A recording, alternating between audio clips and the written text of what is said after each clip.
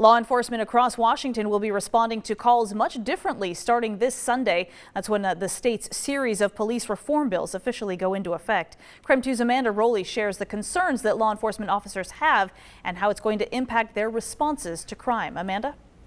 17 sheriffs and police chiefs across eastern Washington say their hands are tied under the state's police reform laws. In a press conference with these officers, we learned which laws will have an immediate impact on how they will respond to crime. Supporters of the police reform laws believe they will reduce deadly force and provide more transparency. Law enforcement we heard from want this too, but are concerned about how ambiguous the wording of the laws are. We will do everything in our power to make sure that our citizens are safe, and we will take care of them and our staff and our officers. But obviously, with some of this legislation, we're a little handcuffed. Eastern Washington law enforcement we heard from say tactics used to detain or arrest someone will change significantly. Officers are prohibited from using chokeholds and neck restraints. Their use of tear gas is also limited. Chiefs and sheriffs no longer have the authority to deploy tear gas. They now have to get permission from the highest elected official of their jurisdiction to do so.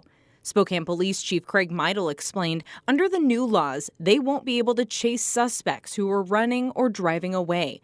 He says this will make it difficult to find suspects and hold them accountable. We are not allowed by law to use force unless we have probable cause.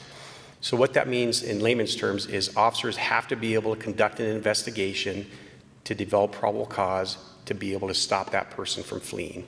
And if they aren't able to develop that probable cause within the first couple of minutes, that person is going to be long gone. The new laws may also limit their ability to respond to calls with people experiencing a mental health crisis. For all the firefighters and EMS teams across the state of Washington, we apologize because you used to be able to stage out and wait for us to go in, calm things down, and then come in and do your duties. We really don't know if we can do that for you anymore. You may have to go into that situation, and we show up once you have been assaulted. Now, these laws will be enforced by complaints people file with a specific agency or to the Washington State Criminal Justice Training Commission. Reporting in the newsroom, Amanda Rowley, KREM 2 News.